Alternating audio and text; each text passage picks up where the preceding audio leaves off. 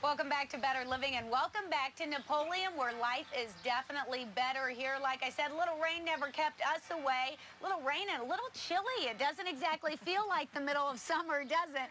I'm here with Robin. She's from Seasons Eating. She is providing quality food for people here in Napoleon, and you should definitely come and check it out. She has brought us some quality food, some samples of what she carries in her store.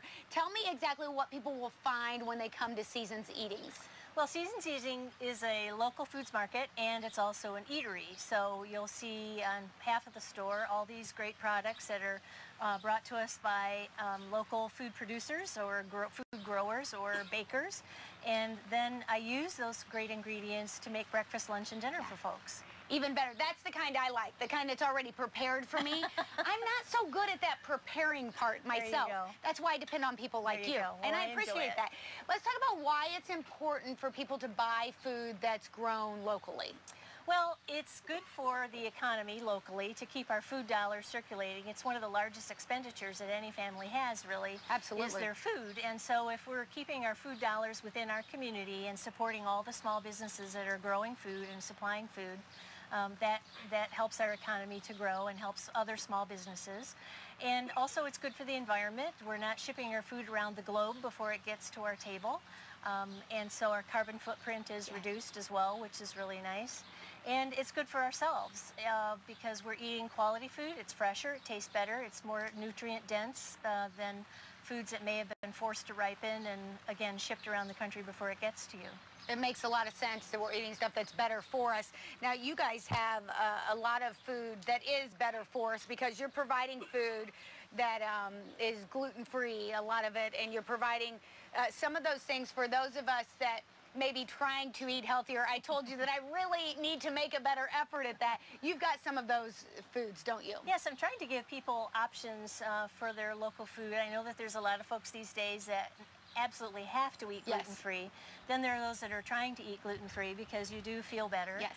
And also people want to know what ingredients are in their foods. For example, genetically modified organisms is a very controversial topic right now, but the bottom line is people want to know if it's in their food or not. And so they have a right to know that, and so I've been trying to collect products that are free from that, and if it does have it, that they're aware of it. And also herbicides and pesticides being used on their crops that are being grown, as well as preservatives and so forth in the ingredients.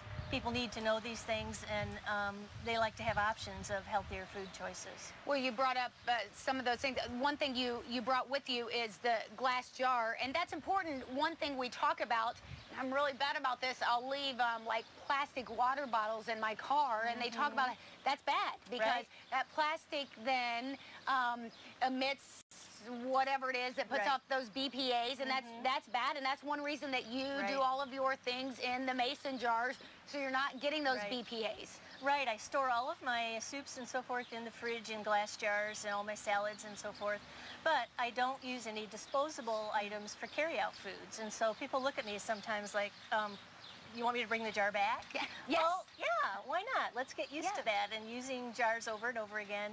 The food tastes better, and it'll keep better in your fridge, and we're not throwing disposable things away unnecessarily. I think that's part of the fun of being in a little bit of a smaller community, too. Yeah.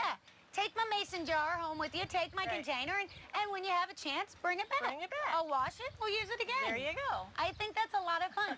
Show me some of the food that you brought with you. You've got some things in a crate over there, too, and just some a little other extras things. that didn't fit, but lots of fruits and vegetables, obviously, grown by some wonderful growers in the area that just grow really quality items.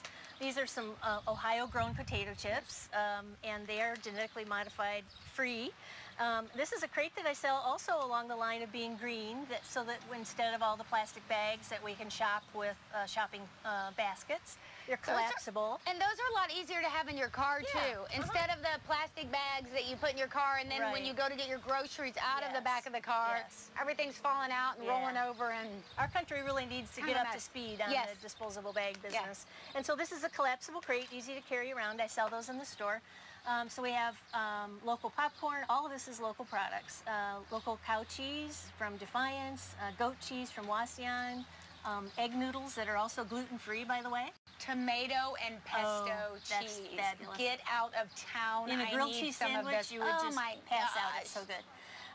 Cherries, locally grown at Menke's. These are farm fresh eggs. We have to show you these beautiful eggs because they're all different Can I pick one colors. up? Is that allowed? Absolutely, yeah. I won't drop it, I promise. Get Okay, one of I can't the green promise ones in there because they're so pretty. Oh, There's how different fun. colors. This lady has several different kinds of chickens, and so they lay different colored eggs. That's cool. Sometimes you get double yolkers, and they're just amazing taste in these wonderful, I call them happy eggs because the chickens are raised really well and they're happy chickens. They're happy chickens. Yeah.